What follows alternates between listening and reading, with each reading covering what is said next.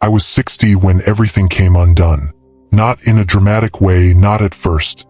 No sudden crash or explosion. No shouting matches or breaking glass. Just silence. The kind that creeps in around the edges of your life when things start to rot from the inside out. I remember that morning. I had just turned 60 the week before. The sun came through the kitchen window like it always did, warm and steady. But nothing inside me felt steady. I stirred my coffee with the same spoon I'd used for decades. And it hit me, I didn't want it. Not the coffee, not the morning, not even the day ahead. There's a certain kind of heaviness that comes when you realize the life you've built might have been made from pieces that were never really yours. I had spent years, decades, climbing ladders I didn't question, running races I didn't remember starting. And suddenly, there I was, 60, and out of breath. People don't tell you how much noise there is in your younger years. Everyone's rushing somewhere. Success, status, safety. I chased all three and I wasn't bad at it either. But I see now much of what I called ambition was really fear. Fear of not being enough. Fear of missing out. Fear of what silence might reveal. That's the first thing age taught me. Silence has weight. And when you're finally still enough to feel it, it changes you. I had built a business, provided, stayed married, smiled when I didn't want to.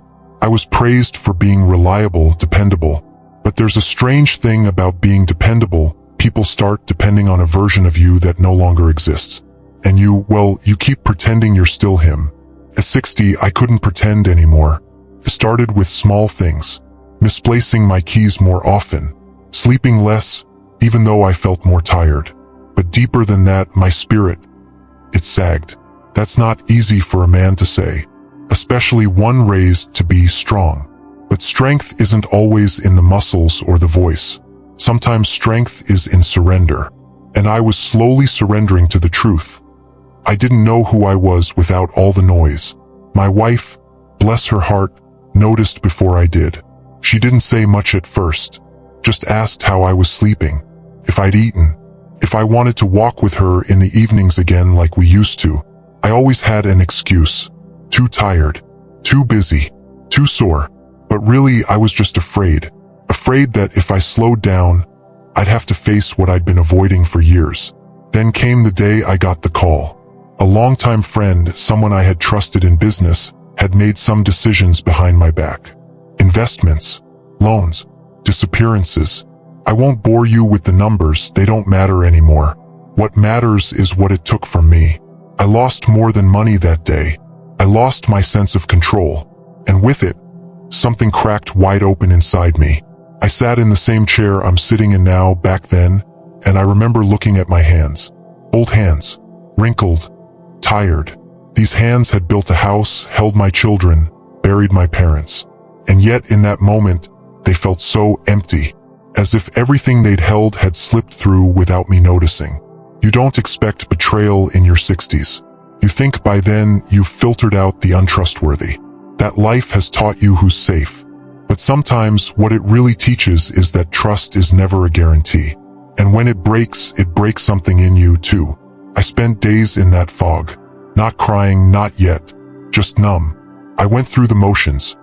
Brushed my teeth. Answered the phone. Ate what was put in front of me.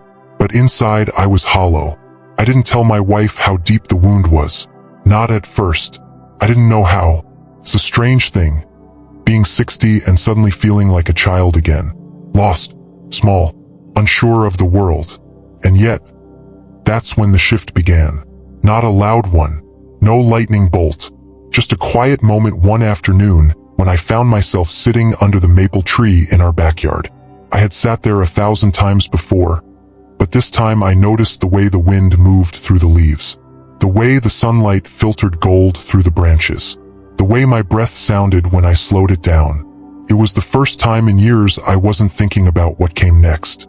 And that, my friend, was the beginning of everything. I don't remember how long I sat under that tree that afternoon. Could have been 15 minutes. Could have been 2 hours. Time had a different texture then, softer, less demanding. For once, I didn't feel rushed.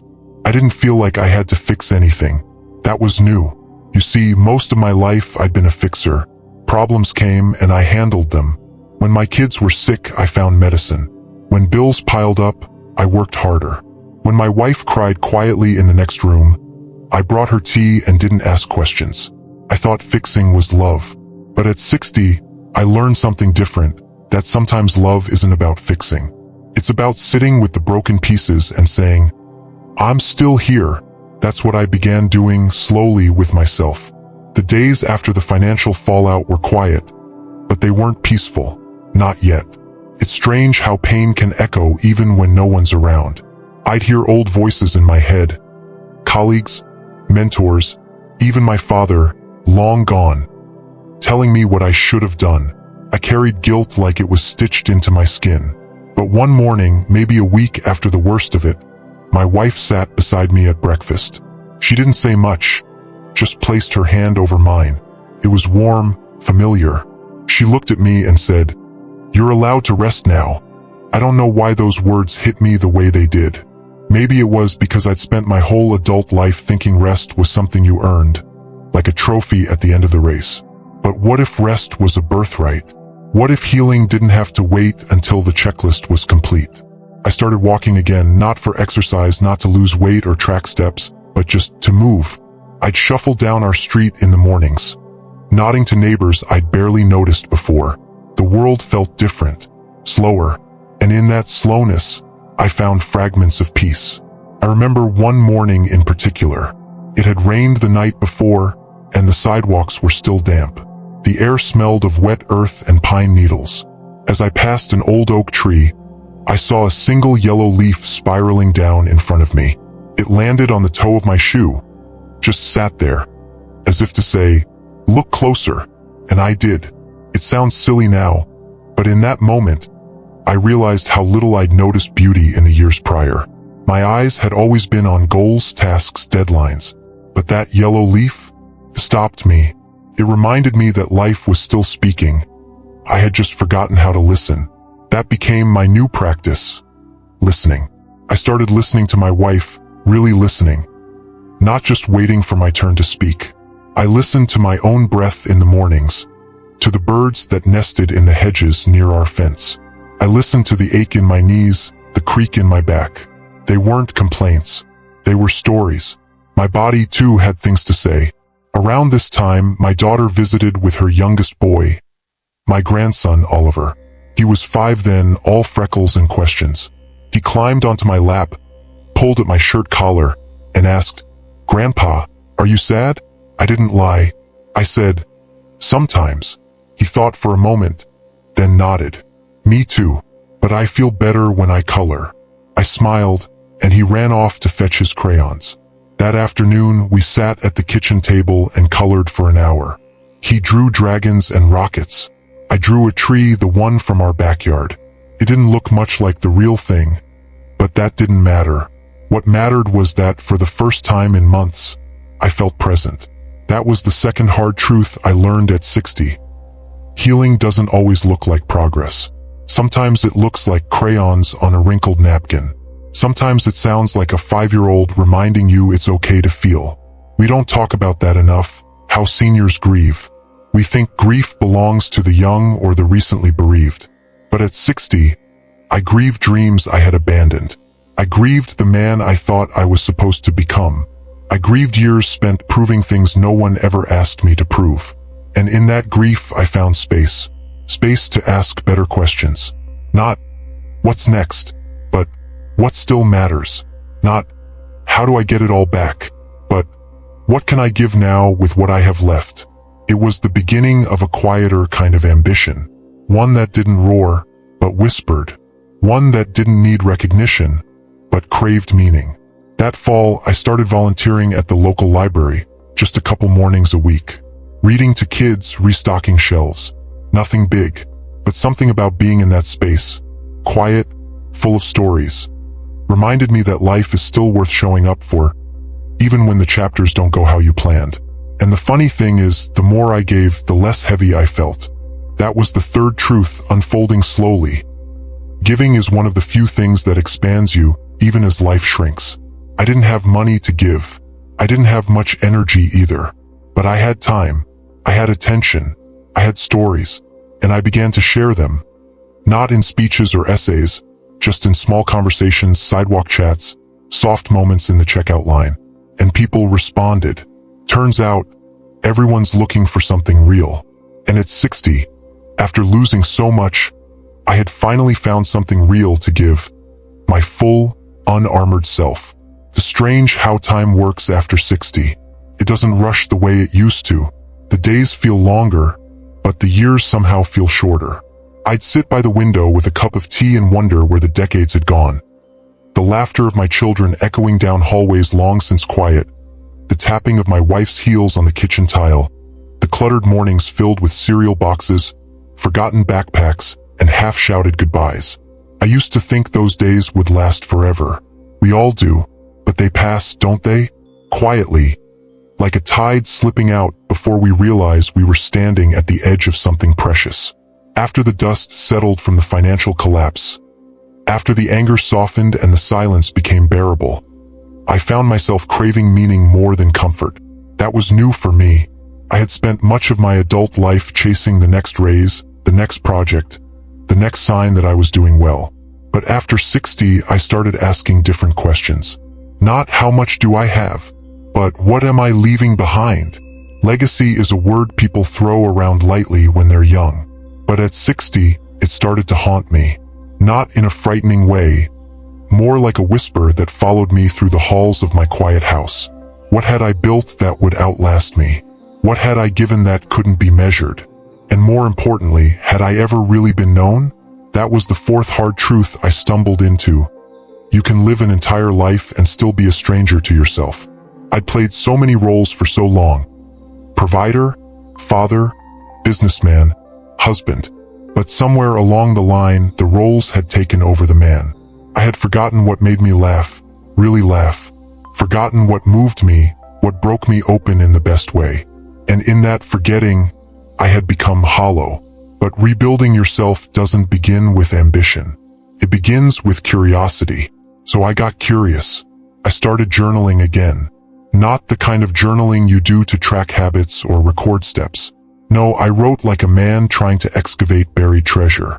I wrote about my regrets, the things I never said to my brother before he died, the apology I owed my oldest son for being too hard on him in high school.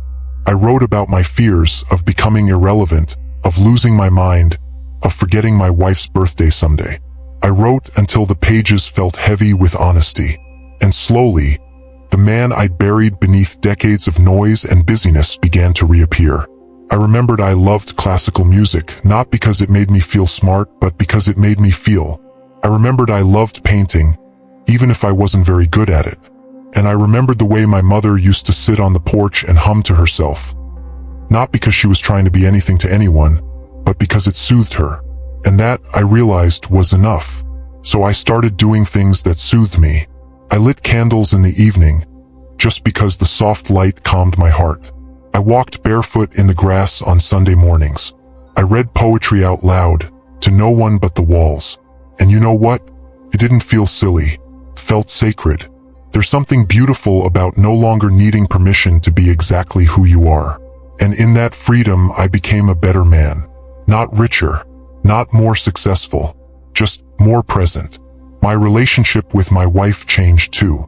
In our earlier years, we were often too tired to truly connect, always shuffling between obligations, bills, responsibilities. But now, we had time. Time to sit together in the silence, to eat dinner without distractions, to go for slow walks and talk about nothing and everything. We rediscovered each other. One night, as we lay in bed, her head resting lightly on my shoulder, she whispered, "You're softer now." I smiled in the dark. She was right, and I was grateful, because here's the fifth truth I learned. Softness is not weakness. It's wisdom in its gentlest form. You spend your younger years trying to be unbreakable. But in old age, you realize life is better when you can be broken and still open. I opened up more with my children, too, especially my daughter. I told her stories I never thought I'd share, about the fears I had when she was born, about the time I nearly quit everything and ran off to the mountains. She cried, not because she was sad, but because, for the first time, she saw me as more than dad. She saw me as a man, a full, flawed, fragile human being. And that was enough.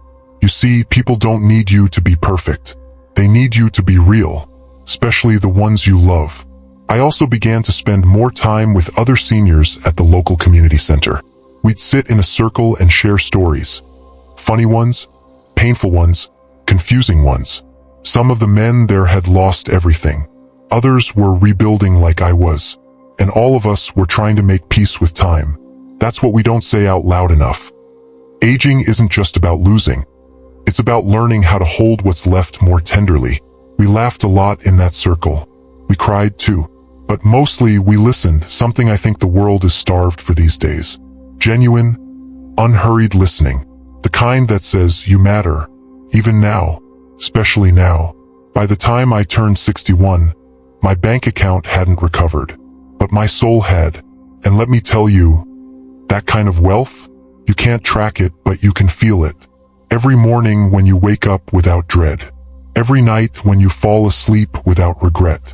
That is the currency of peace. I used to think legacy was something you built like a monument. Brick by brick, carefully stacked with achievements and accolades. Something tall and grand that people would admire long after you were gone.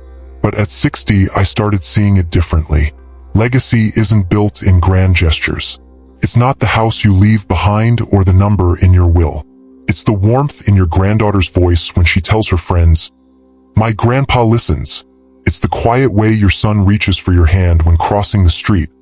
Not because he needs help, but because that's what you taught him. That love can be as simple as showing up. I realized I had been so focused on what I would leave behind that I'd forgotten the power of what I was leaving in people. That was the sixth hard truth I learned at 60. Your true legacy lives in the moments no one records. It lives in the way you look someone in the eye when they're speaking. In the patience you show a child asking the same question for the third time. In the way you offer someone your seat, not because you're old, but because you've lived long enough to know that kindness costs nothing and means everything. There was a woman at the community center named June. 82, sharp as a tack. Wore the same pink cardigan every Thursday and always had peppermints in her purse. One day, she turned to me during a card game and said, "You know what people remember when you're gone? How you made them feel in the quiet moments." I nodded, but I didn't fully understand until weeks later, when she stopped showing up. Pneumonia, they said. She passed quietly, no children, no husband. But the next Thursday, almost 20 people brought peppermints to the table in her honor. Not because she had money, not because she had built some company, but because she had made us feel seen. That's what I wanted from that point on. To make people feel seen. Started small. I began calling my sister every Sunday. Just 10 minutes. She'd talk about her garden, I'd talk about the weather. Nothing profound, but the rhythm of it mattered. I visited old friends, even the ones I hadn't seen in years. We didn't rehash the past or try to fix old wounds. We just sat, drank tea, and let time soften the sharp edges between us. And with every act of presence, I felt more whole. I didn't have the energy I once did. Some days, my knees would complain or my back would remind me I was no longer 40. But I gave what I could, not out of obligation, but out of quiet joy. You see, something happens when you stop trying to impress people. You finally have space to love them. And in that space, I discovered the deepest kind of wealth, connection. Not the flashy kind. Not the kind with big parties or loud declarations. But the kind where you can sit next to someone in silence and feel completely understood. That's what began to shape my new idea of legacy. It wasn't about being remembered by many. It was about being remembered deeply by a few. And the more I leaned into that, the more I found myself drawn to simplicity. I let go of so much. Old clothes, boxes of things I thought I needed, projects I'd never finish. Even grudges, those heavy, invisible things we carry for far too long. There was someone I hadn't spoken to in over a decade. A former business partner. We had parted badly. Words were said, doors slammed. But at 61, I picked up the phone. I didn't know what I'd say, only that it was time. He answered. Older, voice thinner. There was a pause. Then he said, "I'm glad you called." That was it. No grand apology. No deep unpacking. Just two old men choosing peace over pride. You don't need to win every argument, especially not when you've lived long enough to see how fleeting time really is. And that became my daily practice, choosing peace. In traffic, in conversation, in moments when I was tempted to prove a point or relive an old hurt. I chose to let go, because I had finally understood something. You can't carry grace and resentment in the same hands. I started writing letters, two real ones with pen and paper, to my children, to old friends, to my wife. Not because I had something urgent to say, but because I wanted them to have a piece of me that would last. Something they could unfold in the future, when I was no longer here. I don't know if they'll keep them. Maybe they'll be tucked into drawers, or lost in old boxes. But that's not the point. The point is, I gave myself, fully, freely, without expectation. And somewhere along the way I realized, that's what I had wanted all along. Not admiration, not legacy in the traditional sense. Just to be real, to be known, and to love well in the time I had left. I'm 80 now. That still surprises me when I say it out loud. Not because I didn't expect to get here, but because part of me thought life would be quieter by this age. Simpler. And in some ways it is. But in other ways, it's richer than I ever imagined. I often sit by the window in the late afternoon, tea in hand, soft music playing.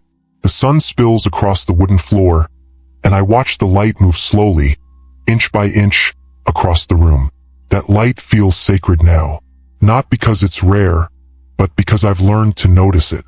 At 60, I had to lose almost everything to see clearly. But looking back now, I don't call that time a breakdown.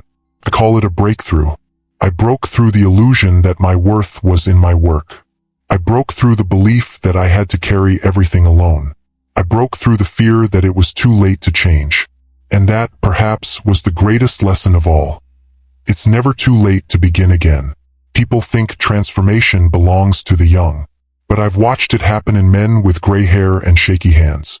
I've seen it in widows who dared to love again. In grandfathers who learned to say, "I'm proud of you," for the first time. In women who finally gave themselves permission to rest. I've seen it in myself. You don't have to move mountains to change your life. Sometimes all it takes is choosing stillness over striving. A breath instead of a reaction. A soft yes to what your heart has been whispering for years. I now wake up slowly. I let the morning light meet me before I rush into the day. I drink my water before my coffee.